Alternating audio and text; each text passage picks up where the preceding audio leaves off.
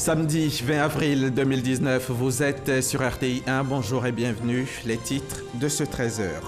En marge du sommet présidentiel consacré au financement de la santé en Côte d'Ivoire, Daniel Kablan-Duncan a échangé respectivement avec le nouvel administrateur de la Banque mondiale pour la Côte d'Ivoire et une délégation de partenaires au développement. Nous en parlerons en tout début de journal. 245 milliards de francs CFA, voilà ce que la Banque mondiale va mobiliser pour le financement de quelques projets en Côte d'Ivoire. Des projets qui vont concerner les secteurs de la santé, de l'économie et de l'enseignement supérieur. Les accords ont été signés hier entre les deux parties. Le témoignage de Francis Boifo dans 5 minutes. En Égypte, le vote pour le référendum d'amendement de la Constitution a commencé ce samedi et durera 3 jours. Quelques 61 millions d'électeurs sont appelés à se prononcer en Égypte et à l'étranger sur la prolongation du mandat présidentiel. Abdel Fattah al-Sisi pourra rester au pouvoir jusqu'en 2030. Je vous le disais en titre, en marge du sommet présidentiel consacré au financement de la santé en Côte d'Ivoire qui a eu lieu du 15 au 19 avril dernier et Daniel Kablan-Duncan a accordé une série d'audiences. Le vice-président a échangé respectivement avec le nouvel administrateur de la Banque mondiale pour la Côte d'Ivoire et une délégation de partenaires au développement. Il s'est agi à chaque fois de renforcement de la coopération entre la Côte d'Ivoire et chacune des structures représentées. Le compte-rendu d'Awa Touré. La délégation des partenaires techniques et financiers reçue par le vice-président de la République au thème du sommet présidentiel sur le financement de la santé comprenait l'ambassadrice de la France pour la santé mondiale, Stéphanie Sendou, et le directeur exécutif du Fonds mondial de lutte contre le sida, la tuberculose et le paludisme, Peter Sands.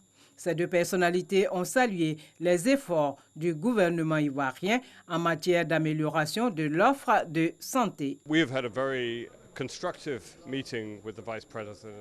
Nous avons eu des échanges très riches avec monsieur le vice-président et de nos échanges, il est ressorti que l'État de Côte d'Ivoire a pris l'engagement de pouvoir mener des actions en faveur de la santé de la population ivoirienne. Nous travaillons aux côtés de l'État de Côte d'Ivoire dans le cadre de la santé et nous sommes toujours engagés à poursuivre nos efforts aux côtés du gouvernement dans la recherche d'une meilleure santé pour la population et surtout pour la mise en œuvre de la couverture santé universelle. Le vice-président de la République s'est par ailleurs entretenu avec l'administrateur de la Banque mondiale pour la Côte d'Ivoire. C'est la première fois que j'arrive en Côte d'Ivoire depuis ma prise de fonction, donc il était normal que je vienne me présenter aux autorités et aussi évoquer, disons, la coopération entre la Côte d'Ivoire et le groupe de la Banque mondiale. L'économiste Jean-Claude Tchatchouan est depuis octobre 2018 l'administrateur du groupe Afrique 2 à la Banque mondiale, un groupe composé de la Côte d'Ivoire et de 22 autres pays africains. Et nul doute que les rapports de coopération entre la Côte d'Ivoire et la Banque mondiale sont excellents et pour preuve, hier encore, l'institution financière a signé 3 accords avec la Côte d'Ivoire pour le financement de quelques projets. Des projets dans les secteurs de la santé, de l'économie et de l'enseignement supérieur. Montant global, 245 milliards de francs CFA. Le point avec Francis Boifo. 3 nouveaux projets dont les accords de financement ont été signés entre la Banque mondiale et la Côte d'Ivoire.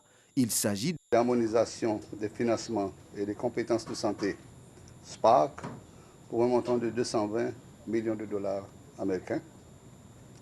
Deuxièmement, le projet d'amélioration de la gouvernance pour la délivrance des services de base aux citoyens d'un montant de 100 millions de dollars.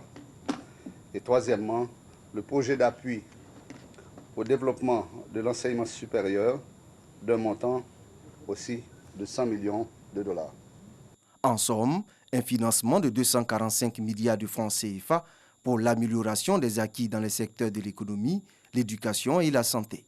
Ce projet permettra d'étendre à l'ensemble des districts sanitaires du pays l'approche de contractualisation et la mise sous performance des structures sanitaires afin de renforcer la redevabilité du système de santé à l'égard des populations. S'agissant du projet d'amélioration de la gouvernance pour la délivrance des services de base aux citoyens, Ce projet vise à créer un environnement propice à l'amélioration des fonctions essentielles du gouvernement en matière de planification sectorielle, de budgétisation axée sur les résultats et d'exécution, grâce à la modernisation de la passation des marchés et de la gestion des trésoreries au niveau central. J'invite à cet effet les services compétents du ministère de la Santé et de l'Hygiène publique, du ministère de l'Enseignement supérieur et de la Recherche scientifique, ainsi que ceux de mon département ministériel, à mettre en œuvre toutes les actions nécessaires pour accélérer les décaissements dès la mise en vigueur des projets. Le directeur des opérations de la Banque mondiale pour la Côte d'Ivoire souhaite que la phase pilote de ces projets démarre avant le 31 juillet prochain. Hier vendredi, les chrétiens ont célébré le chemin de croix, un acte dévotionnel. La cérémonie comporte parfois une procession interrompue par des prédications, des méditations et des prières effectuées en s'arrêtant devant 14 tableaux, crucifixes ou autres symboles disposés soit autour de l'église ou d'un lieu attenant. Les 14 stations qui mènent Jésus à la crucifixion, sa mort et sa mise au tombeau. Notre reporter Didier Nguesson a assisté au chemin de croix des fidèles chrétiens de Bingerville. Son témoignage. À l'instar des chrétiens du monde entier, ceux de la Côte d'Ivoire célèbrent la Passion du Christ ou le chemin de croix, celui qui mène à la crucifixion de Jésus-Christ sur la croix de Golgotha. À la paroisse Saint-Augustin de Bingerville, les fidèles chrétiens ont mimé le parcours du Christ vécu il y a plus de 2000 ans.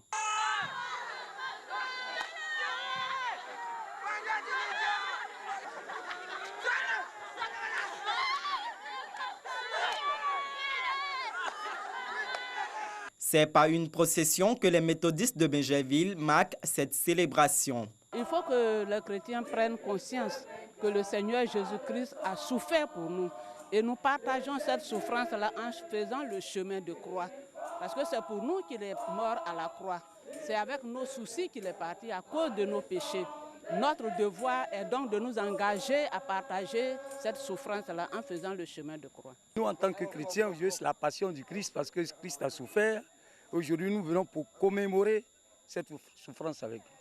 2 jours après le chemin de croix, les chrétiens célèbrent la Pâque, qui marque la résurrection de Jésus-Christ.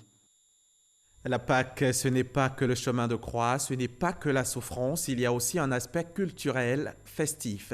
Pâques-Kino, célébré principalement dans la région de Gbeke.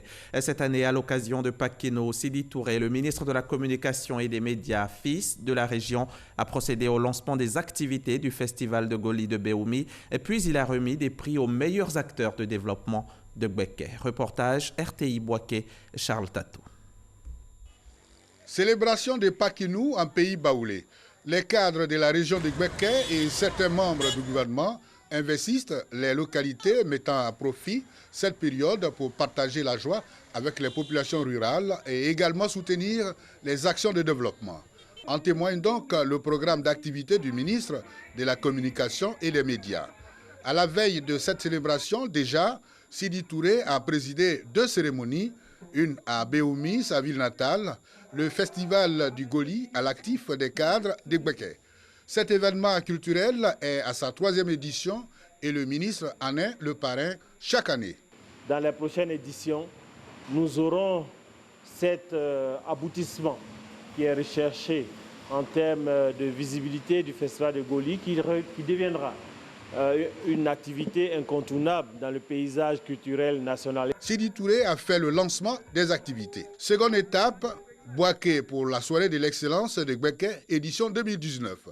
Il s'agit des prix aux lauréats du concours du meilleur acteur de développement. La compétition s'est déroulée dans tous les secteurs d'activité. Au lendemain de la crise post-électorale, ayant constaté un certain nombre de difficultés dans le fonctionnement des différents services dans les Gbeke, cela a été soumis à monsieur le ministre Sidi Touré, qui a bien voulu nous accompagner dans ce projet ambitieux. Il nous était opportun de soutenir cette initiative qui visait, en l'occurrence, à accompagner les uns et les autres dans leur quotidien fait de difficultés, mais qui arrivent, ces uns et les autres, à se distinguer.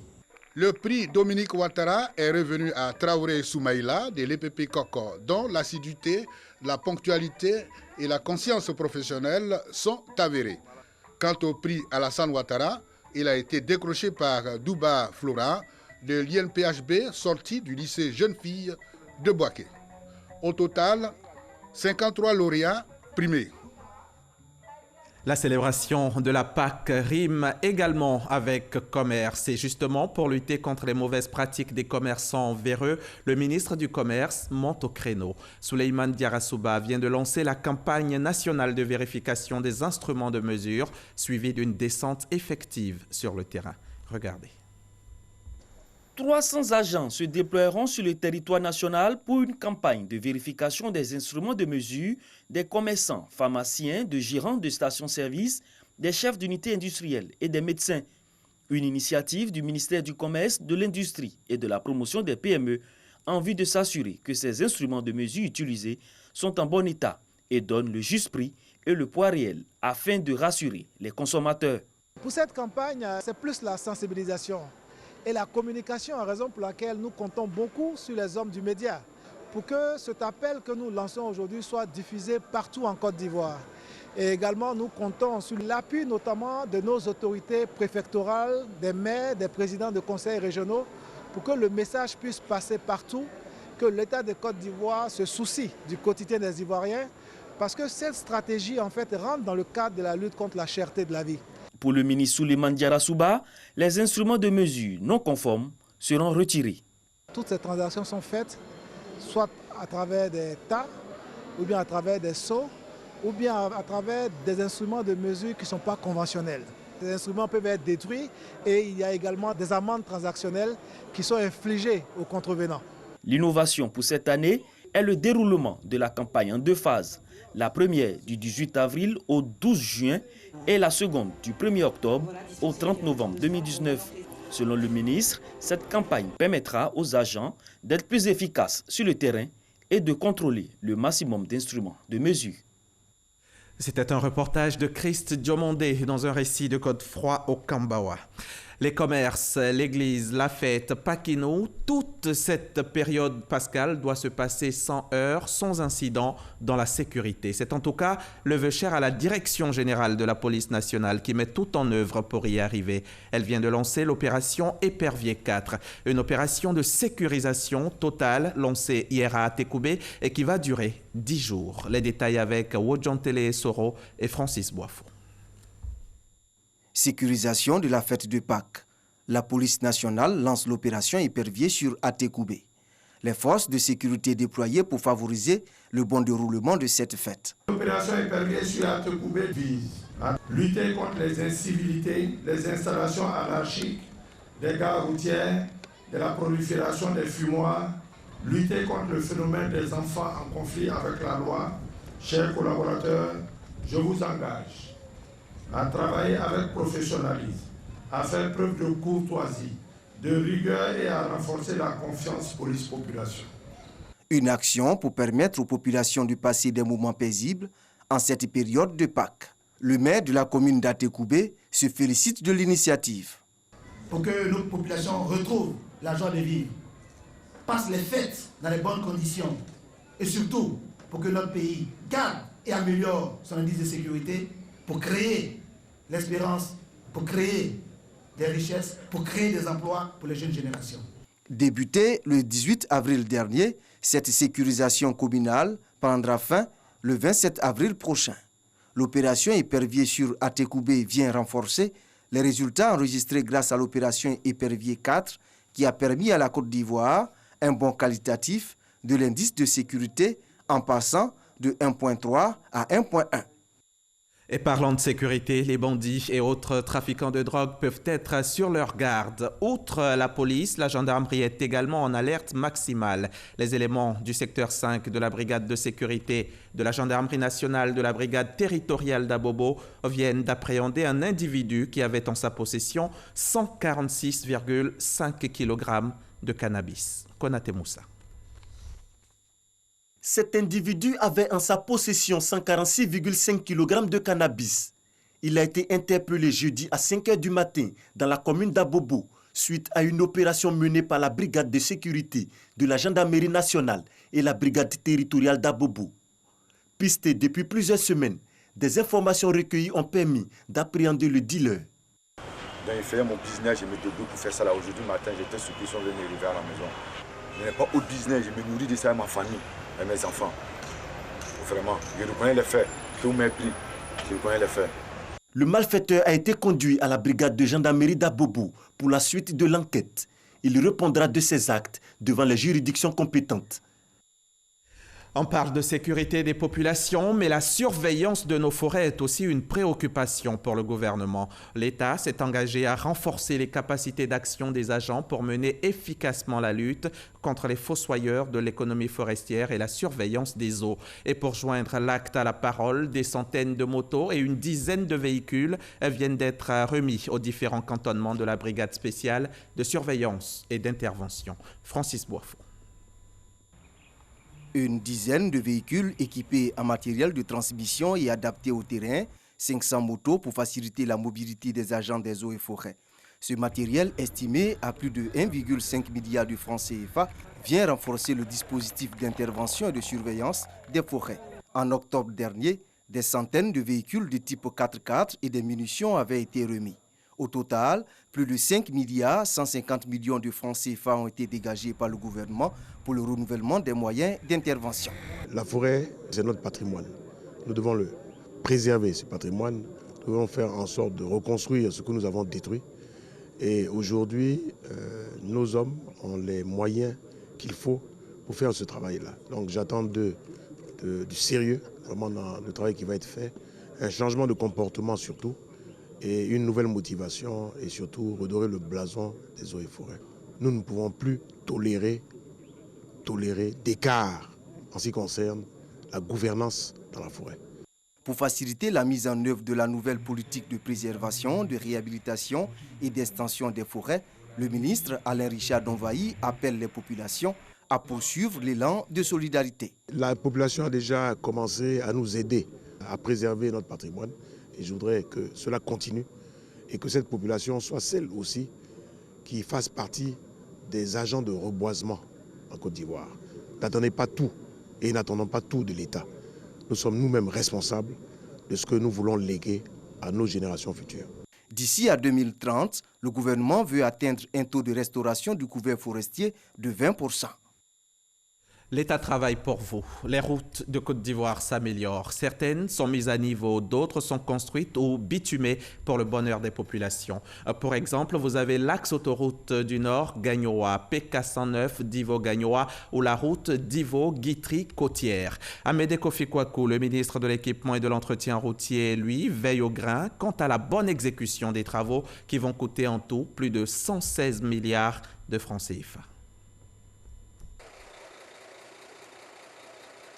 Le ministre de l'Équipement et de l'Entretien routier au contact des entreprises en charge du nivellement de l'axe PK109 Divo-Gagnoa. Au point critique, Amédée Kwaku échange avec les opérateurs, question de comprendre les traitements en cours et l'avancement global des travaux.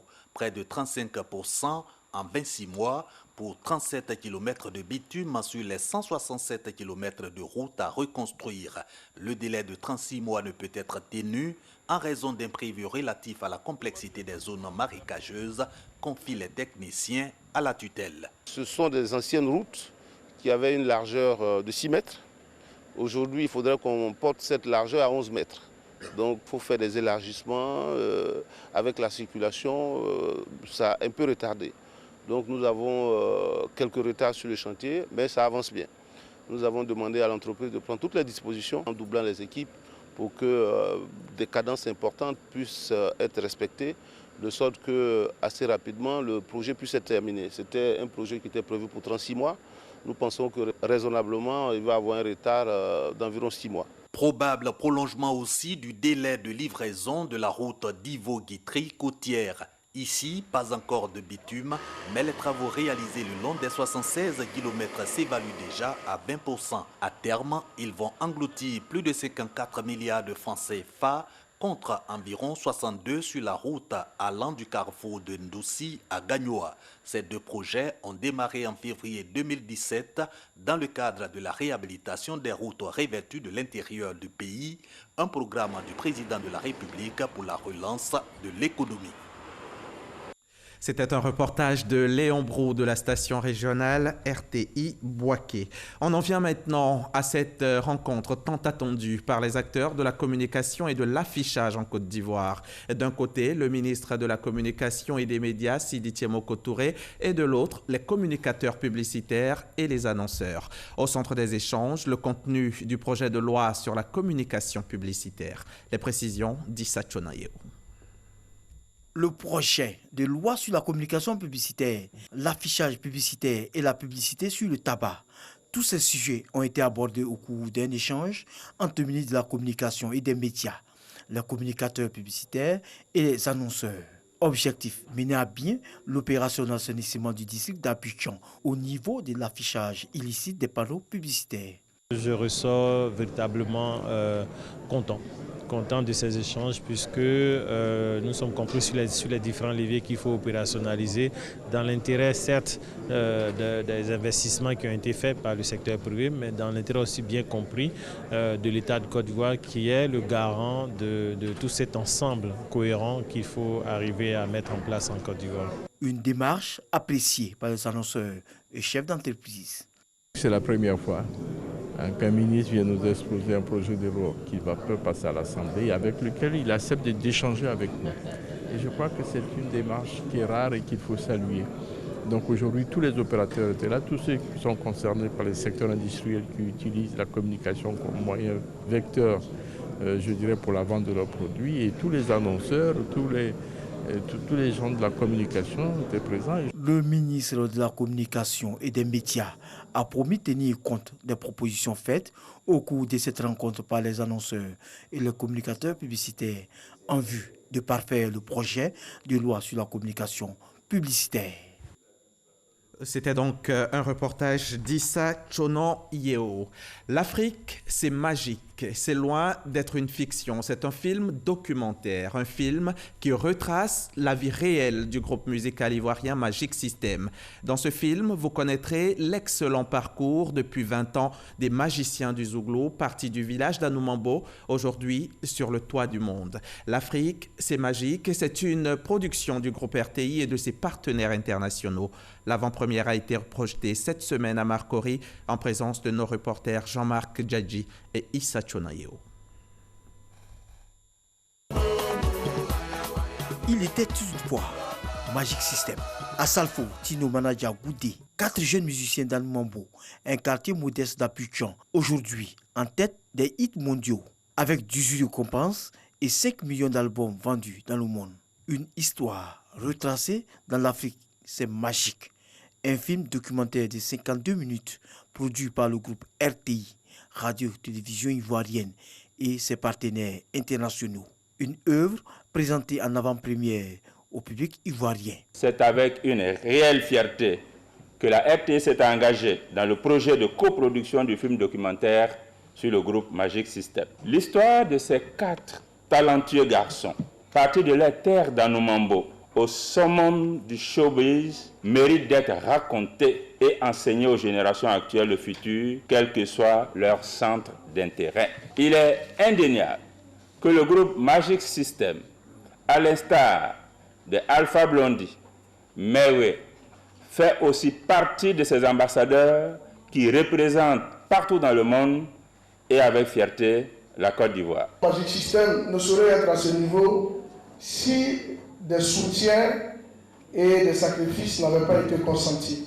Autorités gouvernementales, acteurs des arts et de la culture ont félicité l'œuvre et décidé d'apporter leur soutien à ce projet. J'ai donc pu apprécier le parcours de ces 4 jeunes artistes.